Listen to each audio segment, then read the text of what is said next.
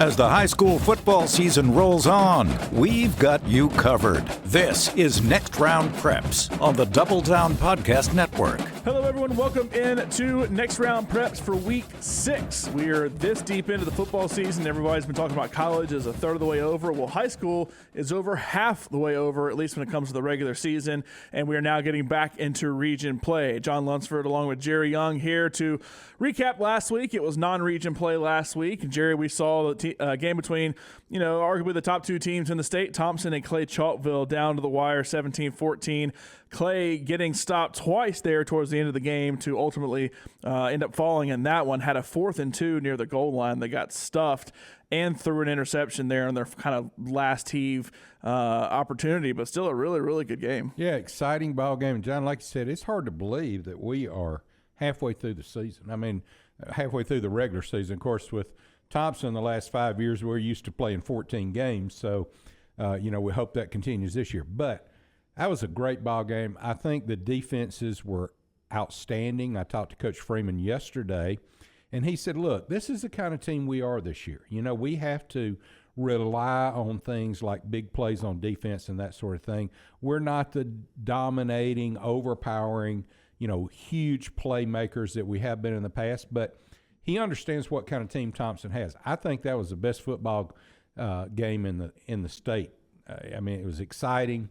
Goal line stand, big runs, big plays, exciting runs from both sides on the offense and pass play. So it was a great ball game. You can go back and watch it on the NFHS network if you have a subscription. So I would recommend you do that. But you're right, goal line stand, kinda, but then they shut us down 3 and out, and they had to punt it away. And then Clay Chalkville gets the ball, about the 40, wasn't it? Yeah, they had possession. Yeah, with about a minute to go. And the first play from scrimmage, pass across the middle, and Jake Ivey, the linebacker, intercepts it to seal the deal. So exciting ball game. Looking forward to another exciting ball game this week, which we'll talk about coming up in the second half of this show. Yeah, never a dull moment there for Thompson, and especially in 7A Region 3 with the teams that everybody has to play, Thompson, Hoover, Hewitt, Vestavia, etc. But elsewhere we'll get to that in a second. Let's start with some of the smaller schools. Just want to jump in that Thompson game because that was a game everybody was interested in. I say some of the smaller schools, everybody was kind of playing everybody. So you had 7A versus 6A, 6A versus 5A, so on and so forth. A couple of games real quick down south. St. Paul's and Faith Academy, a game between two former 5A Region 1 teams. St. Paul's, they're kind of an up-and-down team based on competitive balance and size, and they're up in 6A. They go to Faith Academy, lose 34-7. So 6A Region 1, when St. Paul's is in there, makes it a little tougher, but they fall to Faith Academy, who's not even the top team in 5A Region 1. That's UMS Wright, who is always a top dog there. Pleasant Grove and Parker. Pleasant Grove beat Parker 49-28, so Pleasant Grove improved to 4-1 on the season. Hartselle all over Oxford. Hartselle moves to 6-0 on the season. Hartselle trying to say, hey, don't forget about us when it comes to the 6A playoff race there in the north. It's all about Clay Chalkville and really Mountain Brook are the only two teams from the bottom couple of regions. But, Region 7, Region 8 might have something to say about it. Hartselle crushed Oxford 69-21 in that one, so a big win there. My Homewood Patriots, who came in at 4-1. Pinson Valley came in at 2-2. And just looking at the records, you would have thought Homewood would have been the better team.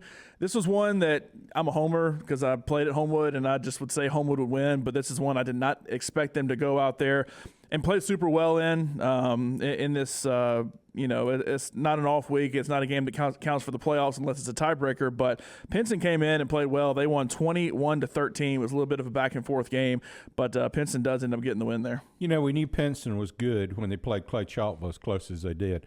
That was a 14-12 game. By the way, that game, Clay Chalkville only scored 14, barely won. They only scored 14 against Thompson and lost.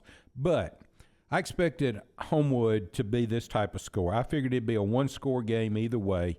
We knew Pinson Valley was good. The Indians ended up beating Homewood, which is kudos to them because Homewood's got a good team this year. Yeah, Pinson got up early. Homewood came back. Then Pinson ended up winning there in the end by 8. Moving on to some scores, mostly 7A versus 6A now. You had Saraland take on Foley. Saraland continues to be undefeated as they beat Foley 49-21, and that's, I think, more about Saraland. Saraland and Theodore look unstoppable there in the South in Class 6A. Spanish Fort Daphne. Spanish Fort beat Daphne 18-15, so another one where the 6A team got the win. And then a matchup that I never would have put on the on the card, if it weren't for the way Dothan had been playing so far this season. They beat Baker 43-15, and we've talked about what to expect from 7A Region 2 there with Central, Auburn, Opelika, et cetera. But when Dothan beat Prattville, we started thinking, Prattville, they're falling off a little bit. I think that says more about Dothan and how good Dothan has been this season. I do too, and Dothan's a team to watch. They come in, looking strong. They've still got some big region games to play here in the second half of the season. They're going to be a determining factor, I believe, on that whole region. Yeah, and that's a team that, because they got the win over Prattville, could potentially keep Prattville out of the playoffs. Even though Prattville got that huge win over Opelika, could potentially keep them out. Speaking of Prattville, all over Stanhope Elmore. That's a rivalry game, but we know how Stanhope Elmore's playing right now and how Prattville, coming off that huge win over Opelika, they went 49-10. Shocker. Before last week, that was the game Prattville was looking to just to kind of try to even their record or get better. So, we knew that, but of course they won last week over, and shocker to me, over Opelika, which we talked about. Yeah, if you told me Prattville's 3-2, I'd have said, okay, they lost to Opelika and just some loss in there. I'm not 100% sure where it was, but their two losses coming to Dothan and Smith Station. But then the wins they have over teams like Opelika, I mean, you follow Prattville as much as anybody. I mean, it's just been up and down for Prattville so far this season. But we'll see what happens with them in region play. That Dothan loss, though, is going to hurt them, and that Smith Station loss is going to hurt them. Speaking of 7A Region 2, Opelika, they fall to Theodore, 34-24. Theodore, I think Theodore, if I had to pick just a team right now, is the team to watch in the South for 6A. Obviously, them and Saraland are going to play each other in region play, but Theodore with a big, strong win over Opelika, giving Opelika a couple of losses back-to-back because of losing to Prattville and Theodore. And then Auburn continues to be the absolute class of 7A Region 2 as they beat Ramsey 42-21. Yeah, going back to Theodore just a little bit, Theodore's undefeated. I think you just mentioned that. But, they're open this week, so they got a week off. And then they're going to play Blunt, which they'll take care of. McGill-Tulane probably. Saraland and St. Paul's, the last two games are going to be the games that they're going to have to watch out for. But I'm real high all of a sudden on Theodore. Yeah, I think Theodore, all those teams you mentioned that they're playing in region play are still fighting for playoff position. Saraland and Theodore are going to be the top two teams, but outside of that, St. Paul's is fighting for playoff position. Blunt, you mentioned, fighting for playoff position. McGill-Tulane, I want to say, is like third right now, but, still fighting for playoff position. So a tough schedule for them, but still, they have been dominant so far this season. I think getting that win over Opelika shows they're still a 7A team at heart. Kind of like Mountain Brook. We've always kind of considered Mountain Brook still a 7A team, even though they've dropped down to 6A because they have played so well, minus a team like Clay Chalkville is the only team they really struggle against. I think Theodore is going to be the same way down in Class 6A as well. Up north, James Clemens and Muscle Shoals. Muscle Shoals gets that win 38-10. James Clemens 1-5 on the season. I know they're missing their coach who is now at Hoover. And Gardendale, Austin. I thought Gardendale would get the win in this one. Austin, though, wins 17-10, and they moved to 3-3 on the season. Gardendale down to 3-2, but I still think Gardendale still got something in 6A. Yeah, they only lost by 7 points, so I do too. I was a little shocked that Austin, although Austin, the Black Bears have got tremendous history, and they love to win. I called a game with them in the stadium in Birmingham, the older stadium up in near Eastwood Mall out there. I can't remember the name of that stadium now. Lawson Field? Yeah. And I remember then the history and the fans and all that, the way that's always a good ball team. Close-knit community. The fact that Athens won it doesn't really shock me, but I thought Gardendale would handle them. Yeah, Austin, I think, is just had a Mr. Football a few years ago with Asa Martin, who went on to Auburn and then transferred out. But Austin is right now first place in 7A Region 4. So whoever that fourth team that kind of slips in 7A Region 3 may have to contend with Austin there and travel up to Decatur to play them in the first round. Speaking of 7A Region 3, Hewitt-Trussville took care of Huffman. No shock there, 49-8 Huffman, winless on the season. Hewitt-Trussville moves to 4-2 on the season. That game was on Thursday. Pelham and Chelsea and Briarwood Oak Mountain were two interesting games. Even though everybody's paying attention to Hoover Mountain Brook and Thompson Clay, those were two games because Oak Mountain and Chelsea kind of trying to find where they are in 7A Region 3. But Pelham gets the win 35-28 over Chelsea, and Briarwood gets the win over Oak Mountain 34-14. So 6A Region 3 over 7A Region 3 in this one, and Briarwood kind of riding the ship a little bit.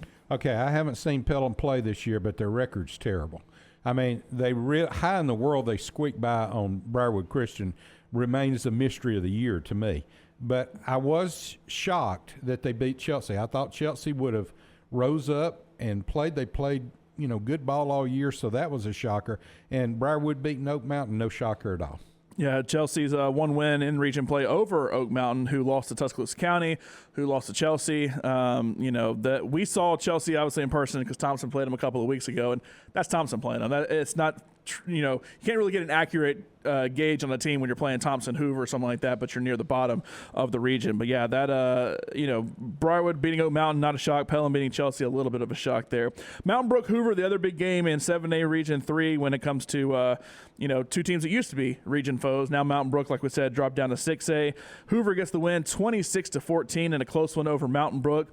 And look, if you told me the northern half semifinals for both 7A and 6A was Thompson Hoover and then Clay Chalville Mountain Brook, I would say, yeah, you're probably right. So it's good to kind of see those two teams play each other. I love when the top teams play each other in non-region play. I almost still wish we could get a 6A versus 7A championship after the Super 7. Let those two teams play each other, which very well could be Clay and Thompson again this year. But it was a good game, and it was a good game between Hoover and Mountain Brook, too, in case it was them. But Hoover gets the win there, 26-14. Yeah, the storyline on those two games is 7A beat 6A. And I know Mountain Brook wanted bragging rights. I know Clay Chalville wanted bragging rights. But 7A prevails. It did. And, like we said, we talked about Thompson, Clay Chalville. That was a close game, but I still think both teams have a good chance to make a run towards the Super 7. But we start region play coming up this week in the back half. We have 4 games to get to in the season for region play for most teams. But this past week, a lot of teams had to try to, find their place in non-region play. I want to mention Auburn. They played IMG at Auburn. IMG Academy came to Auburn. I didn't realize that. I thought they just went down there. But I looked. We went rechecked Central. that. And Central. What did I say? Auburn. Sorry. They did play Auburn last year. It was a close game. That's what I meant. Central. So Central actually had IMG up. They were up big on them, like 19-0 or something like that, near the game. And then, of course, they came back, IMG did, and really flexed their muscles, ended up winning at 41-26. So, just a little shot there of how good IMG is. We know that because we know how good Central is. Yeah, IMG does it interesting. When I went to go pull their schedule up to see who else they had played, because they lost the game this season, I saw they were 2-1 coming in. They're 3-1 now. They lost to Miami Central, who's a really, really good team. Hoover played them like a decade ago. They came up here and played a really good game. So they're a good, solid national program, too, down in Miami. But I looked and I realized IMG Academy has like 5 teams that they play, like 5 of their own teams that reach out and play their own schedule. Now there's like one main team that's kind of considered the varsity program. There's some like JV programs, but they have like a blue team, a white team, all these different teams.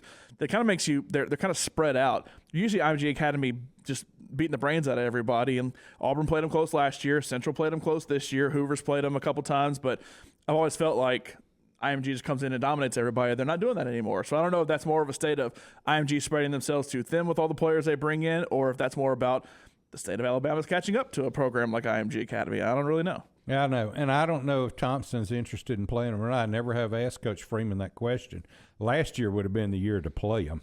Oh, no doubt. And so, of course, last year Clay Chalville would have been too. So I'm glad at least we got one of those two on the schedule. And I assume we're going to Clay Chalville next year. I have not seen next year's schedule, and I don't know anything about it because it won't be released till next year. But that's an interesting thing. I hope that's a home series against Thompson. Yeah, I kind of assumed this year maybe the Lipscomb Academy and Clay Chalville were a home-and-home kind of thing, but the game in Buford was a special neutral site game, technically, that was played in. So I'm like, hey, why don't we drop that? We'll go down to Bradenton first week of the season. That way we can go over to Orlando and Disney World and have fun because it's not too far from Tampa and Orlando and all that. So I'm all about it if you're all about it. But we'll see what happens next season. But coming up next week, week 6, coming up the first week of region play in the back half of the season, and things are already kind of starting to fall into place when it comes to the brackets. But this week we'll really start teams off on, look, some teams can lock up a playoff spot this week. We're only in week 6, but some teams can lock up a playoff spot.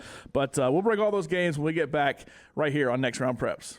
At Albritton and Artivino Family Dentistry, we know how valuable your time is. So if it's a crown you need, let us take care of it with our same-day crown service.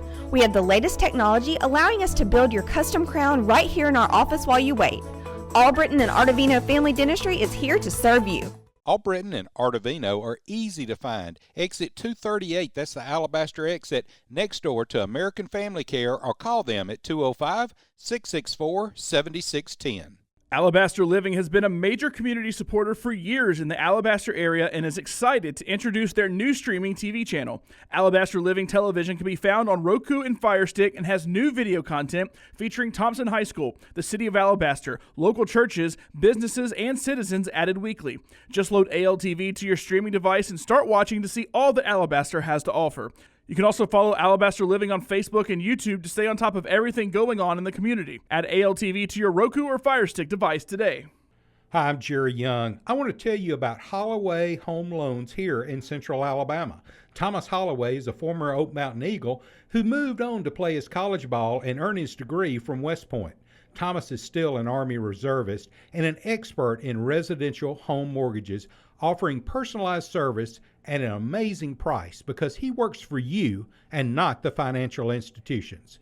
Call Thomas today at 205-413-2858, or you can email him, thomas@hollowayhomeloans.com. That's Holloway Home Loans and Edge Home Financing, MLS 1985757. Cartridge World of Vestavia is well known for the lowest prices on toner cartridges, but are you aware of their free printer program? You heard right. There's no catch. Simply agree to buy your ongoing printer cartridges from Cartridge World of Vestavia, and we'll provide you with a printer at no cost. A Cartridge World expert will personally consult with you to find out your business's exact needs so you can have a stronger bottom line. Visit Cartridge World of Vestavia Hills on the web or call 205-822-6767. That's Cartridge World of Vestavia. Welcome back in here to Next Round Preps. We have talked about Week 5. Now we're moving into Week 6. A lot of games to preview here, and we'll start with some lower classification games. Jerry, I know we focus mostly on 6A and 7A schools here, especially when it comes to, 7A Region 3, Thompson, Hoover, Vestavia, those kind of teams, as I have no idea what's happening behind us. Well, you know what it is, John? It's Halloween. It is getting close to Halloween. We're getting into October. Yeah. And so... the goons come out. What can you say? It does. A lot of fun up here at Next Round headquarters always. Anyway, moving on. Right. We'll start with the game. I had a couple 5A games. You had a couple listed as well in Class 4A. A team I don't have this game necessarily, but a team I have enjoyed watching so much is Moody this year with what Jake Gannis has been able to do there. And with Moody, I keep looking to say, hey, what's that next best game for them? Because they've been dominating everybody, including a team like Alexandria. For me, Leeds and Southside Gadsden, those are the two teams that are at the top along with Moody. They play this week. The winner of that game will put themselves at the top with Moody alone. It's kind of interesting to see the teams there in that region and see who they play, because I would love to watch in his first year Jake take Moody all the way to a state championship game. Yeah, and like you said, Leeds is playing Southside Gadsden. They're both 3-0 in the region.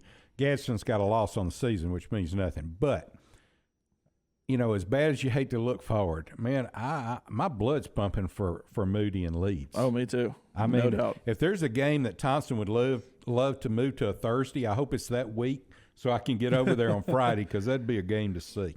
But you mentioned that. I want to talk about Aniana a little bit too. They're 6-0 this year.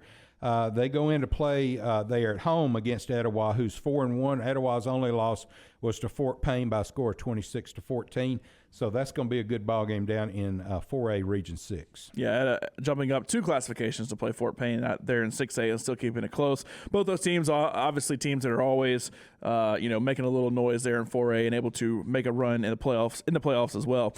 Up in Class 5A, Faith Academy. I mentioned they beat St. Paul's pretty good last week. They are at Viger. Both these teams, their record, they have losses on their records, but the thing is, the winner of this actually moves into 4th place alone, because there's teams ahead of them that, we'll talk about a couple in a second that are ahead of them. But UMS Wright sits at the top, plus Gulf Shores Williamson ahead of them. So I never thought Faith Academy and Viger would just be fighting for a playoff spot right now in the season, but that makes that one a pretty good game. But then Gulf Shores and Williamson do play each other this week, that game at Williamson. We always talk about Gulf Shores. They've obviously built up to be a pretty good team this year, 5-1, 3-1 in region play, but Williamson's sitting at the same record. Yeah, and Williamson's got a good football team, so I'm anxious to see that. But, UMS Wright's got a practice game this week. I mean, they play Alberta. Pearl Alberta down there, fairly new school system and trying to get off. Nate McDaniel, the coach, he's got a lot of energy, but I'm telling you, he's been beat down now for a couple of years, and UMS Wright is really, you hate to look up if you're them trying to get things going and see them coming. They're going to dominate. Yeah, that's a tough region because you have UMS Wright coming up with competitive balance and size, moving into 5A. St. Paul's is in and out for the same reason. They go up to 6A, come back. Faith Academy has been really good. So that's 3 really good private schools down there. Williamson coming down in classification. They were up in 5A. I remember when I was in school, that was when Jamarcus Russell was at Williamson. So they've obviously had a lot of good, talented players come through there. And then Gulf Shores has been building up and becoming a lot better too. So you're right. That's a tough region to be in. Oh, and Viger, who just played the state championship game 3 years ago. So, right. And obviously that everybody says that 88 Viger team is the greatest team of all time. So obviously there's plenty of really, really talented teams there at Viger too. Can you imagine just thinking about Alberta? You play in a region with Gus Shores and UMS Wright and Faith Academy. I knew to start with. I couldn't get my mind right. Yeah, I mean, my goodness gracious.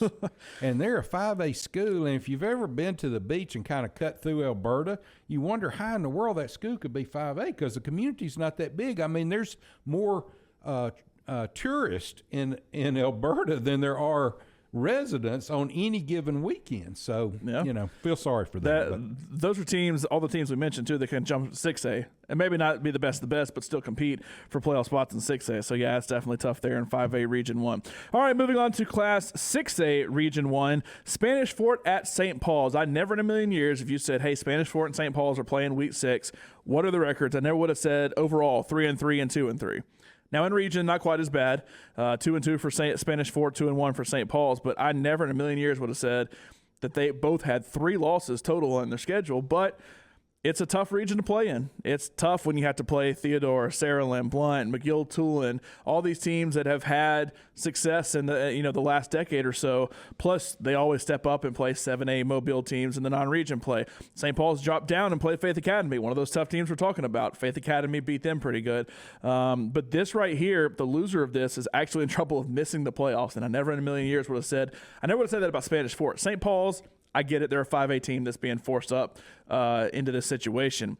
But the loser of this game is in trouble of missing the playoffs. Yeah, it's hard to believe, isn't it? It is. I mean, that's really hard to believe, that statement. But, of course, Faith Academy putting it on them last week and then Saraland putting it on them. The region games are tough. Robertsdale's got a better team this year.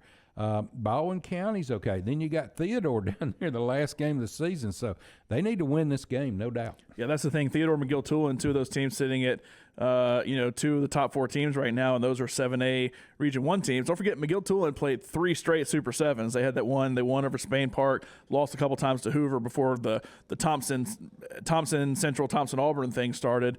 But not far removed from playing really good down there. So, yeah, it's definitely a tough region in Region 1. Up in Region 3, only game I really had marked in Region 3 was Helena and Briarwood. Helena trying to stay atop that region in the second spot since they lost to Homewood. Stay alive if Homewood slips up to maybe move into that first spot. But Briarwood still in trouble because of that Pelham loss. So they have to try to get some wins somewhere in here in a 7-team region, because if they don't beat a team like Helena or Homewood or Ben Russell, they're not going to be able to make it in off the couple of bottom teams with Calera and Chilton County, which they've also struggled against Chilton County. That was one of those one-score games they had early on. Yeah, we go back to the Pelham game. You just can't lose those kind of games. I had Mark 2 in 6A Region 3 only because the records. Pelham, we obviously haven't played that well. They're going to Calera. Calera could use a win.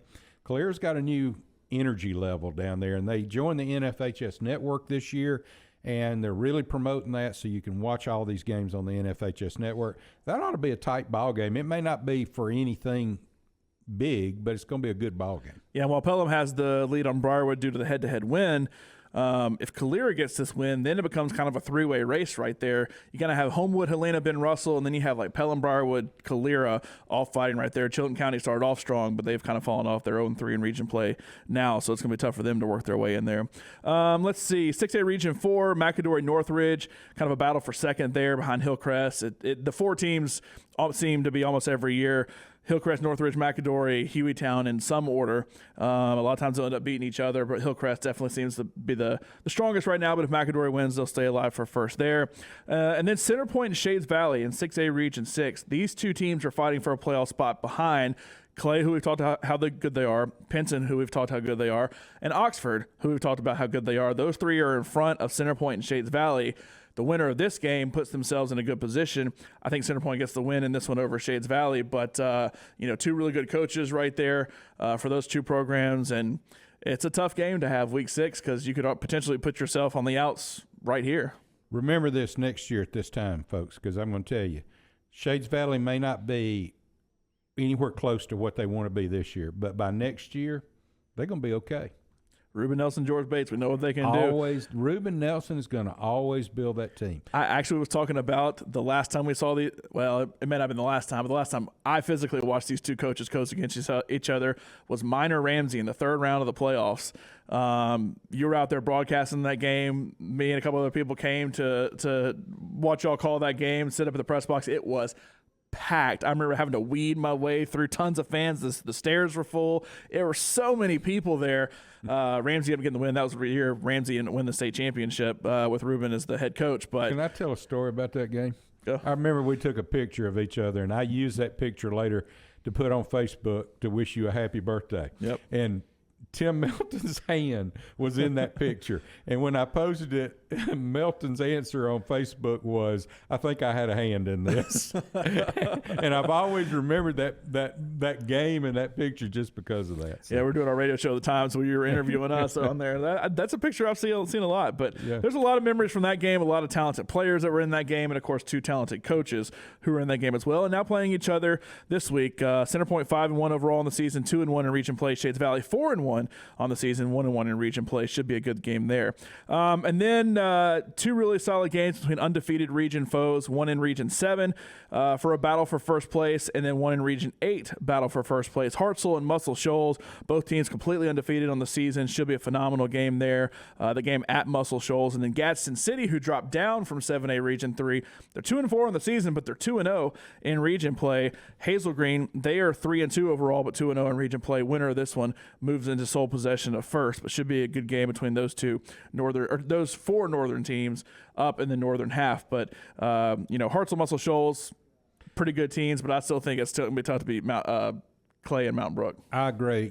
That's one of those, if you're a high school football fan and you're looking for a good little road trip to go to a game, and traveling up to Muscle Shoals to watch Hartselle take them on, 2 undefeated teams, that would be a great ball game. I can't imagine the atmosphere up there at Muscle Shoals. Yeah, it may get lost in the shuffle because there's some good 7A games we'll talk about, but that is definitely going to be a phenomenal game. All right, 7A Region 1, Foley. We've talked about Foley, some ups and downs the last few years and this season as well. They're 2-3, 1-1 in region play. They travel to the top team, who I think will definitely end up winning this region, and that is Fairhope, who's 5-0, 2-0 in region play. I got Fairhope as about a 3-touchdown favorite in my little formula, but Foley, they need to get this win to fight for a playoff spot because you got Daphne and Baker sitting there ahead of them. They're one upset away from potentially not making it in there. This is a game that they, at least need to get some momentum, even if they don't win the game. I can't understand why Foley's not good every year. I really can't. And the fact that we're sitting here talking about Fairhope being a 3-touchdown favorite, it's just mind-boggling to me. So I want Foley to get better. They got a great facility. They got one of the coolest stadiums kind of in the old part of town, if there is such a thing. And the Kraft Farms people actually take care of the turf at that stadium. And if you've never walked on that field, it's like unbelievable. I mean, it is you just want to drop a golf ball and take a pitching wedge and just see how much divots you can get. But anyway, Fairhope should dominate that ball game. Most fun I've ever had on a road trip playing when I was in high school. We went plenty of places. The most fun I've ever had was playing at Fairhope. The whole city shut down. It was a phenomenal game. We won. We ended up blowing them out. It's the second round of the playoffs.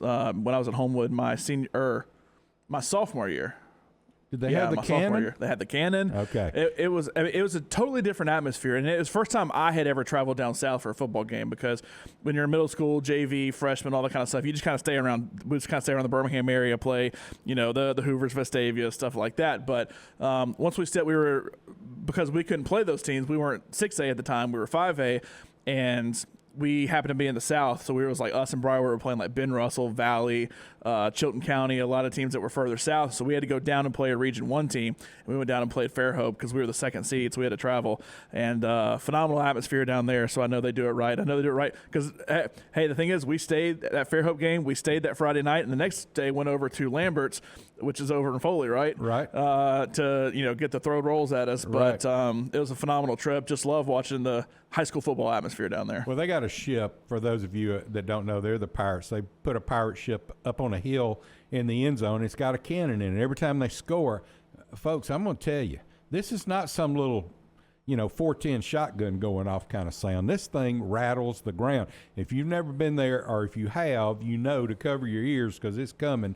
But you're right. The only thing that I have a knock on Fairhope is, as affluent as that community is, they still got a wooden press box. All right? And the windows, it's rinky-dink. I know. We judge everybody by their press box because that's where we are now. So it doesn't matter what the rest of your facilities are like. If you don't have a good place for Jerry and I to come broadcast, then Yeah, and of course, we also grade them on hot dogs. But in this case, you would think, a nice new press box up there over all that, with all the money they put into that facility as far as the pirate ship and the cannon and the stands and all that. Just, hey, Fairhope, build a new press box. No offense to Fairhope. With an elevator. No offense to Fairhope. They didn't fire the cannon a lot when I was there. All right, 7A Region 2 has 3 good games I want to get to before we jump into Region 3. And really, all these games are very intriguing for their own reasons. First off, you have Auburn, who's undefeated. They are the top team there in that region, taking on Opelika, who we thought could be a top team, but Opelika 2 losses to Prattville, and then losing last week to Theodore. Opelika is at Auburn in this one. Central Phoenix City, they travel to Dothan. We've talked about Dothan being better. They're 5-1, 3-1 in region play. Don't Central's be surprised 3-1. if Dothan doesn't win that ball game. No, it wouldn't shock me at all if they win that game. And then Prattville taking on Enterprise. These 2 teams are currently in the 5 and 6 spot. Yet Enterprise is a team that can, play some teams close, get an upset every now and then. Prattville, they're a team that just beat Opelika. We had already written them off, and then they beat Opelika, but they're in the 5 and 6 spot right now. So 3 super intriguing games there in that region. It's a must win for Prattville. If they lose this, they're out of the playoff picture completely. But I like Enterprise in this game, although Prattville has shocked me. They've shocked me twice this year, but I still got to go with Enterprise. I got Enterprise by 5. Central and Auburn both about 3 touchdown favorites in that one. But if Opelika plays them close, wouldn't shock me. If Dothan plays them close or wins, wouldn't shock me. So that's just based on the numbers and based on a lot of that's kind of recency bias based on how the teams have been the last few years. But it should be 3 phenomenal games there in 7A Region 2. All right, the games we are most paying attention to is 7A Region 3. Also had Bob Jones and Florence, too. That's a good game in 7A Region 4. Both those teams fighting for position. Winner of this one will be second behind Austin. All right, you got Tuscaloosa County, 4-1 overall, 2-1 in region play at Spain Park, who has yet to win a game in region. Their only win is a last-second win over Briarwood. I plug everything into my little calculator here. Yeah. One team's 4-1, one team's 1-4. One team's 2-1 in arguably the best region. One team's 0-3. Yet I still pull out a Spain Park touchdown favorite in this one at home. John, you can just go and mark this down. Tuscaloosa is going to be 5-1 after this game. And would you ever have thought that in a million years? Not the start of this season, I would not. But it is a must-win for Tuscaloosa County to stay in this playoff race because it seems like them and Vestavia are those 2 teams maybe fighting for that final spot behind Hoover Hewitt and Thompson. But, should be an interesting one there. Speaking of Vestavia, they host Chelsea, who is desperately looking for some kind of win. But I actually had this as my biggest favorite of the region play this time, only because I had them Vestavia 1 point higher than Hoover over Oak Mountain, but Hoover's going to blow out Oak Mountain too. But Vestavia got to win this one over Chelsea to stay in the playoff race as well. Well, you know my feeling on that. Chelsea needs something good to happen. They need as a matter of fact, I was talking to the guy from Chelsea yesterday, and in the plans supposedly was to make the visitor side, the home side, build a new press box. A lot of schools say that, but that was supposedly in the budget. And now I think it came back just a couple of days ago from what I heard that they want another gymnasium. So they're going to take that money now supposedly and change it over and maybe build a new gym. I can't encourage Chelsea enough to get into 7A more and to do that, get that football field. They put the new AstroTurf down, and it really looks good. Great finish on it. Great job that they did. But they need to do something with the stands and to be more fan-friendly, especially now that they're in 7A. Yeah, I think that's one of the best things. I believe Thompson did that with their old stadium. They flipped the sides, because I remember I played there in middle school, and then I ended up playing there in high school, and it flipped, and I was like, wait, this is completely different. But you do that to, we're in certain areas we have more room. There's plenty of room on that visitor side to build that up if they wanted to. But who knows? What they'll end up doing there. But, of course, Thompson doesn't play there anymore. They have their own big fancy stadium, which is where we'll be. You talk about big fancy stadiums. This is the battle of the big fancy stadiums. Hewitt, Trussville, and Thompson. Hewitt just building that big one right there off the interstate. And they come in at 4-2, 2-1 in region play. They're only lost to Hoover. They lost to Hoover a couple of weeks ago in a close game. Thompson 3-0 in region play. Their 2 losses in non-region play, coming to 2 top 25 teams in the country. I got Thompson as about a 2-touchdown favorite in this one when you plug everything in, because Hewitt's got a really, really good offense. And so, it kind of, which one of those is kind of the immovable object versus unstoppable force kind of thing. Hewitt's offense can score a lot of points. Thompson's defense has kept everybody from scoring a lot of points. And correct me if I'm wrong, I think Clay's the only team that scored multiple touchdowns on the starting defense, because they played the whole time and they scored 14 against the actual starters. A lot of the other touchdowns have been garbage time. But this is a must-win for Hewitt to try to get a home game if they want to and keep themselves alive for the region title. If not, Thompson can almost cruise straight to Hoover for the region championship. That's right. Well, I'm not going to throw out Tuscaloosa County yet against Thompson. I'm telling you, they want their number. But, we were talking about press boxes earlier. I remember 5, 6, 7 years ago, I went to call a game at Hewitt-Trussville, and Josh Floyd decided to give me a tour. And for all those years, we never really had press box. I mean, we would go to Crampton Bow, and we had an elevator, with a press box to get up to the press box.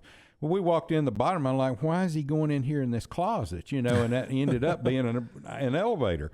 And so we went up, and he showed me all the floors. I'm telling you, the top floors for a Husky Fast Network, they do a great job, and that's where they are. The second floor, of course, is an open space for the quarterback club, and there's a buffet up there if you join the quarterback club, and then there's extra broadcast rooms as well. However, with all that being said, last year when Thompson went there, we had to sit out in the visitor stands and run an extension cord 200 feet to get power, because there's not enough room in that press box. Now, I'm sure all the quarterback club members, they had a nice little place to sit and eat before the game, but, we're stuck outside. So I'm glad this year that Hewitt-Trussville's coming to Thompson. The press box will handle all of them. They got their own room, although they may want to set up on the visitor side. I don't know. But that's going to be a ball game, folks. John says 2 touchdowns. I think it's going to be closer, and I'll tell you why. They're going to challenge Anquan Fagans and Tony Mitchell on the corners, the 2 corners. They're both, 5A prospects. Mitchell going to Alabama, but they're going to throw the deep ball. They're going to make them have to make the play, and it only takes 1 or 2 of those mistakes over Anquan or over Tony to make a touchdown. So I think it's going to be a little closer ball game than that. Maybe not as close as Clay Chalkville. I hope not, but I'm thinking more of a 7 to 8 point ball game. Yeah, the defensive backfield for Thompson changing a little bit last week because you've had some injuries on the defensive line, and so basically what they've done is they've shifted everybody up a position, shifting a linebacker up to like an edge rusher, shifting a defensive back up to kind of playing more of a linebacker spot, and then bringing another defensive back in. Is exploited a little bit by Clay Chalkville, and I know a team like Clay Chalkville would have loved to have played Hewitt-Trussville last week, and the old Paws and Claws rivalry. Not going to get into that whole debate because it gets people all animated, but I'm very interested to see how this defense looks against Hewitt-Trussville this week, but it should be a phenomenal game. And I thought Hewitt had a chance to beat Hoover a couple weeks ago when they played. Hoover ended up getting the best of them, and Hoover is still, so far, playing like Hoover. They're 5-1 coming into this week. They'll be 6-1 after this week against Oak Mountain. But, definitely looking forward to this one. It'll be a good one. You mentioned, Hewitt's done their own thing over there. We'll be on the Warrior Nation Network where you can listen to Jerry and I call the game there. And, of course, we'll recap it all when we get back on Next Round Preps next week. That's right. Let me tell you, next round's very own Jim Dunaway is going to be our guest on the Tailgate Show. If you've never watched that, it's always a great show. It comes on the air at 6 o'clock on Thompson Athletics Facebook page. So if you want to get a little early high school football, Jim Dunaway's going to be there. We always pick the winners of big games. We're going to put Jim on the spot. I love putting people on the spot because I'm right. always right and they're always wrong. So Speaking of being on the spot, I want to ask you this on the spot. When can I expect my bracketology to be printed out? Nobody prints anything anymore. Well, I use you have paper. I got an iPad. That's all I ever need to use. But when is it going to be available? So I'm going to start doing it next week because everybody will have played a majority of region games as of this week. So, the playoff spots will already be locked into place. Now, positions won't be locked because to win a region, you got to, at worst have, usually one loss. So, still some games to play. Like I said, I can already basically tell you if Thompson wins this week, it'll be Thompson Hoover as the top two, but you still got to play the games. You still got to go through. But I can go ahead and basically tell you who's in, who's out as far as my opinion and as far as the records show us, as these statistics show us. Easy for you to say. Math, everything that goes into it. I'll have that for you next week. Where can they find it? It will be at alpreps.com, and I'll throw it up on the Next Round site as well for people to check. But yeah, I'll start with the bigger classifications. It's easier with 7A, only 32 teams to deal with, and kind of work my way down. But I promise within the next week or two, I'll have all 7 classifications, and you can catch all that online, and I'll tweet it all out from the Next Round as well. Also at Jerry Young FB, at JLUNCE, J Luntz. And we'll be starting bracketology next week. That's the point of the season we're at. I know it's like, oh man, we're already getting to the playoffs, but oh man, we're already getting to the playoffs. I can't wait for it to start. And we'll have it all for you next week on Next Round Preps.